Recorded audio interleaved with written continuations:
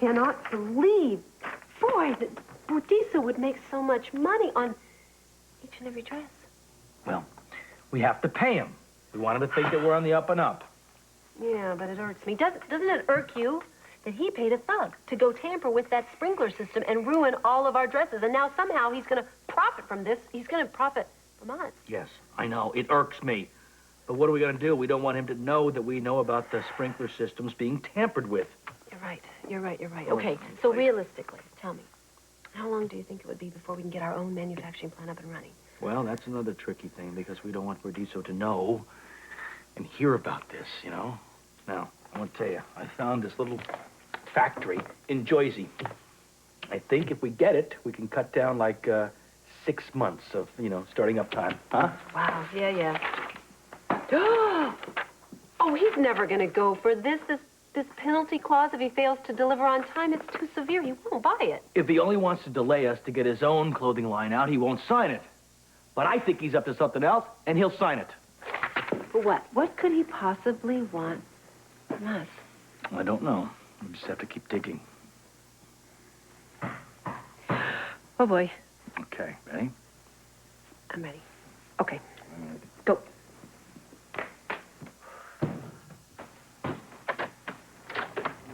Scott? How you doing?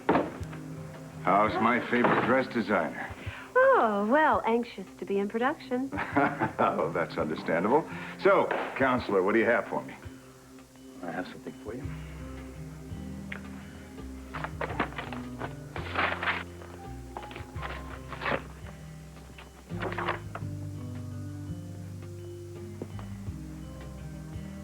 Well, looks like we're about to be in business together.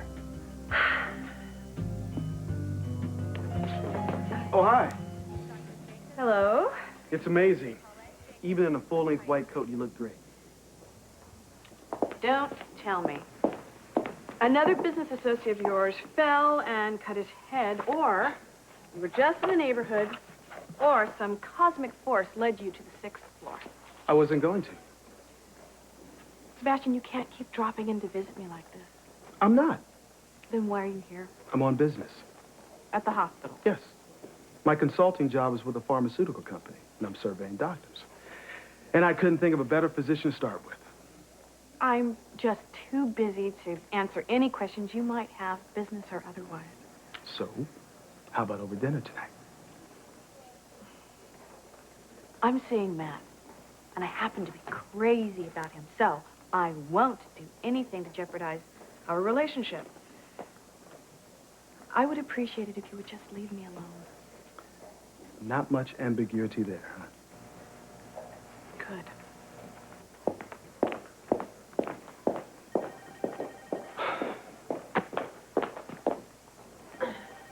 Mr. Dupree. Sebastian, please. So, are those my test results? Yes. And that's not your happy face, is it?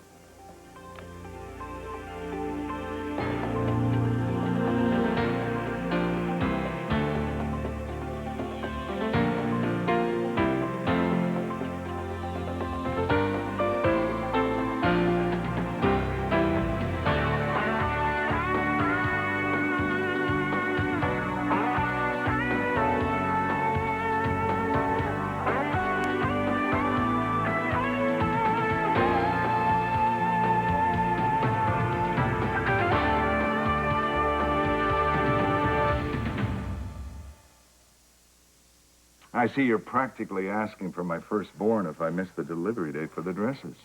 Well, you see, the whole reason you're here is because we've fallen behind. We got to cover ourselves. Point taken.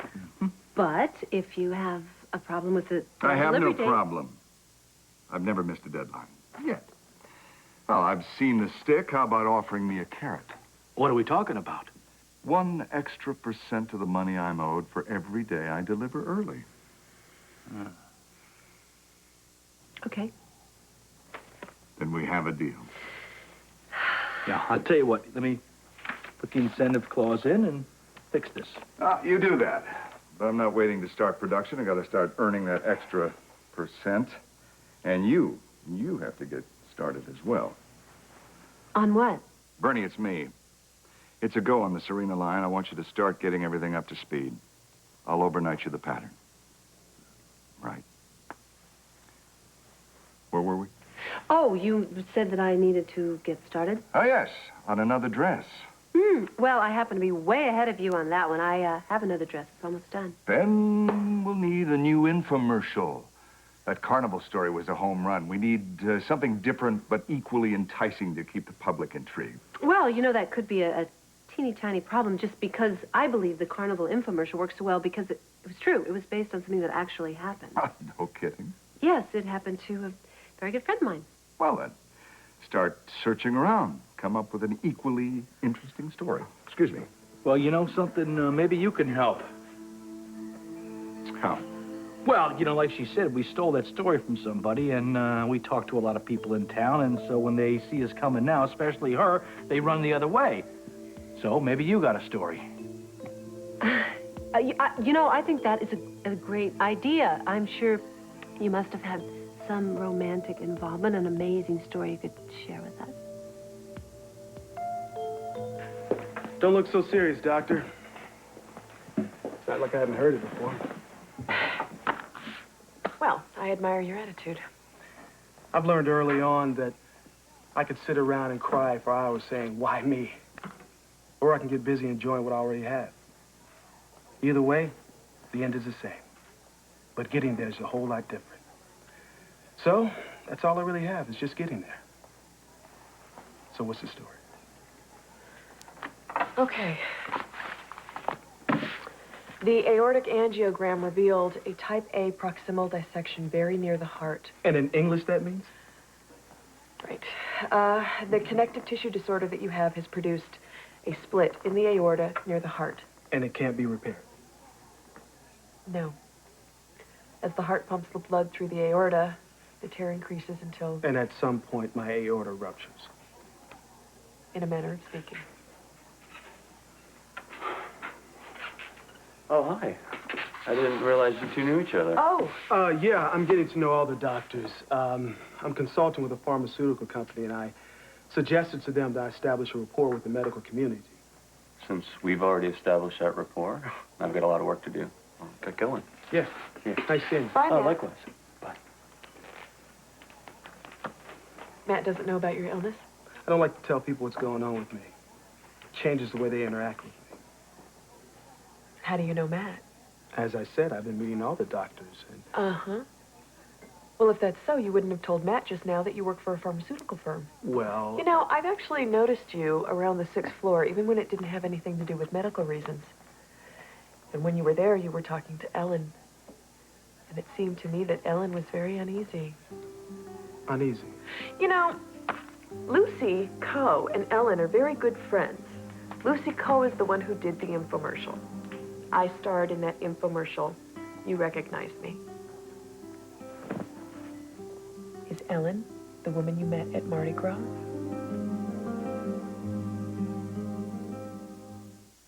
You're right.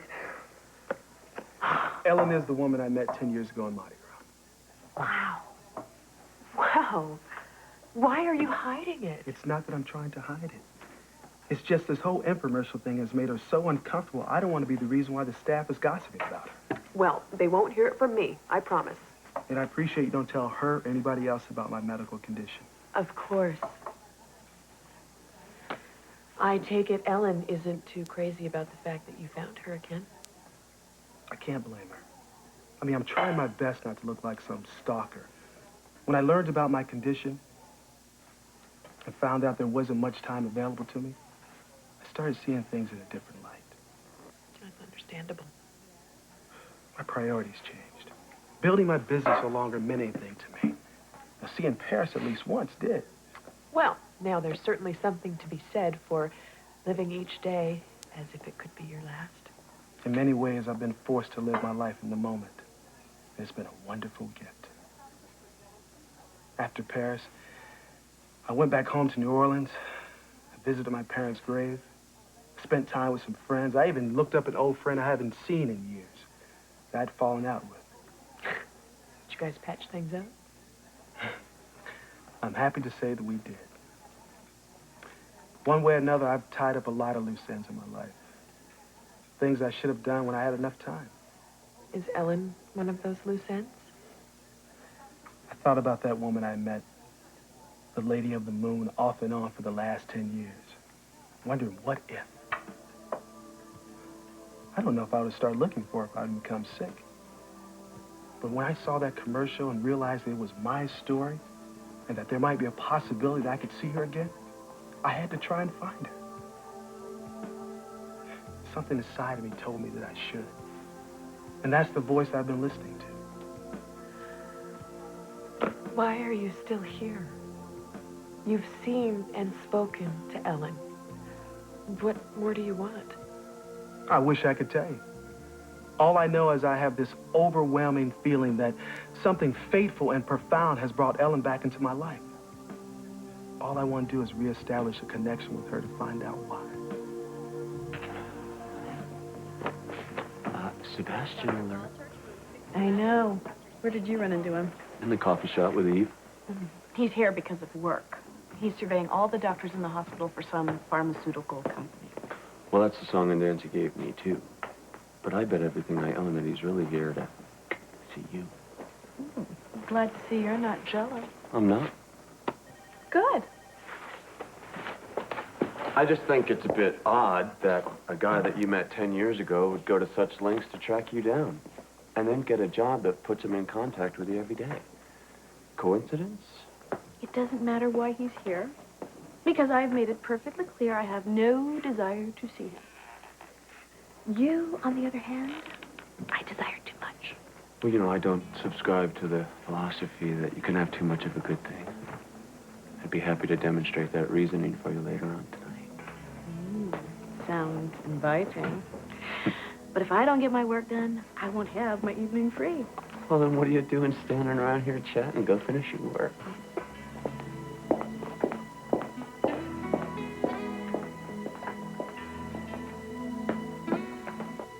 I sell clothes. I'm not a romantic.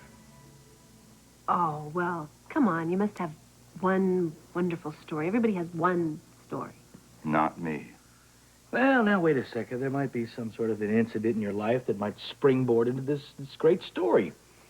What about when you were young? There must have been a girl. You two are very persistent, you know that. Well, that's what makes us savvy business people, yeah? All right. Sit down. Actually, there was a woman.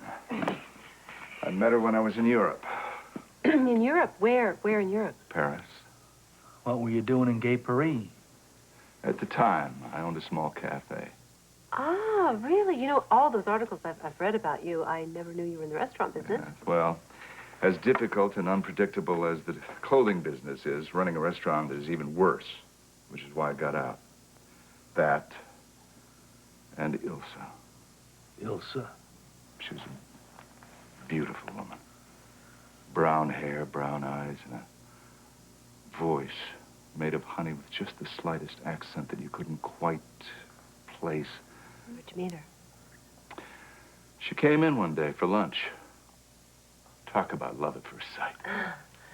Wow, did you start seeing her right away? No, not right away, but we eventually became inseparable, at least for 6 months. What went haywire? Tragedy struck. The Germans invaded. We made plans to flee Paris, but she wasn't there at the train station. The Germans? That would... Wait a minute, that would put that about World War II, which would have made you a child. I left France for Morocco, where I opened up a small joint, took my piano player Sam with me. Yeah, brother. Casablanca. You asked for a romantic story, that's the best one I know. Come on, I agree. I love Casablanca, but surely you have a story, a personal story we could share with our customers to entice them to buy? All right, there was a woman, her name wasn't Ilsa. There was a war, but it wasn't France, it was Algeria, and I didn't own a cafe. I took photographs, but in no way, shape, or form would it be appropriate for what you need. Wait a second. There might be some facet of the story that we might be able to use. It's my own private story, and that's where it's going to stay. Private. Now, if you'll excuse me, I have some dresses to produce. It seems the people I work for suckered me into signing a contract that makes me pay through the nose if I miss a deadline. Here's looking at you. Who is this guy? Yeah, all right. Thanks a lot, Jerry. Okay, so what did he say? Well, the plant in New Jersey is not going to be ready for a while. It takes some time to refit the thing, you know? Now, what about this infomercial? Any new ideas? No, I can't get Bordisso's story out of my head.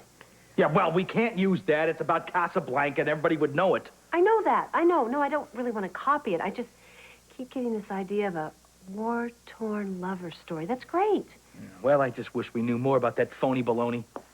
Yeah, okay, well, if his second story was true, he must have been in Algeria during the French-Algerian War, right? He said he took pictures, so he must have been a photojournalist. Well, yeah, well, that would have been, what, the late 50s, 60s? Well, you know what? We did get out of him. He was in love with a woman there, maybe. Wouldn't you love to have a conversation with her? Just kind of get into his head. Maybe she could let us have some insight. How do Bordisso's mind work? How does it work?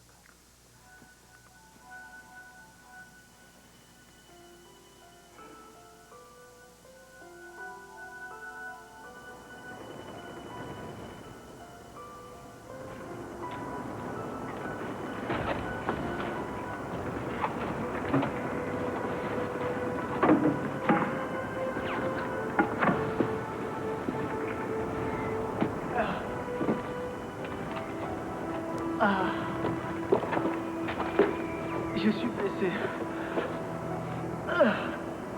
Aidez-moi. I'm afraid my French isn't so good.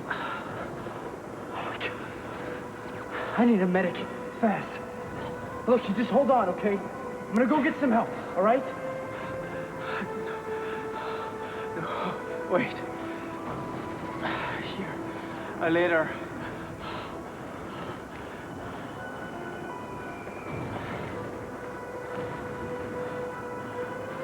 Is this what you mean? Get it to femme. What woman? Please. I'll get this to her.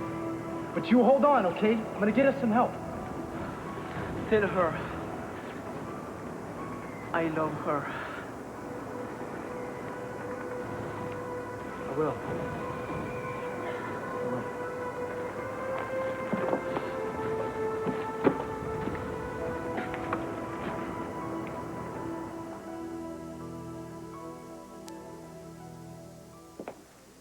Penny for your thought. I was trying not to have any. Zoning out. Something like that. It's been a long, busy day. Well, I spoke with Sebastian Dupree earlier. Oh, really? Yeah. And I found out that, that infomercial that Lucy did, I was playing you. Oh. First, I am going to kill Lucy, forever broadcasting that story, and then I am going to kill Sebastian. Wait. No. First of all, wait. Sebastian didn't tell me, okay? I guessed. And second of all, he made me promise not to tell anyone else that you were the lady of the moon. Please, can we not mention his name Who, anymore? Sebastian? Yes, Sebastian. Every which way I turn, he's either standing right in front of me or someone is discussing him. He's everywhere. He seems like he's a really nice guy. I'm not saying he isn't nice. It's just that his expectations are unrealistic. We met 10 years ago. We had a wonderful day together, but now it's like he wants to make me his whole life. I've got a life. Well, it's just my impression that he wants to be friendly. I'm not interested. Could you make sure that Dr. Burgess gets this and tell her that it's from me? Sure, no problem. Thank you. She might not have a problem, but I do. Or more to the point, you're the one with the problem. I think you misunderstand. What I just gave the nurse was a survey. Lance Pharmaceutical will like samplings of doctors at GH and other hospitals to fill out. I have one for you. Well, that's fine. I'll be happy to answer their questions. And while I'm here, I'll take Ellen's copy, too. Okay. See, your job bringing you to the hospital on a regular basis, I mean, that's one thing. But seeking Ellen out every time you come here, that's something else altogether. So this is how I want you to handle things in the future. Any business you have with Ellen Burgess, you come to me. See, that's the way Ellen wants it. And that's the way I expect it to be.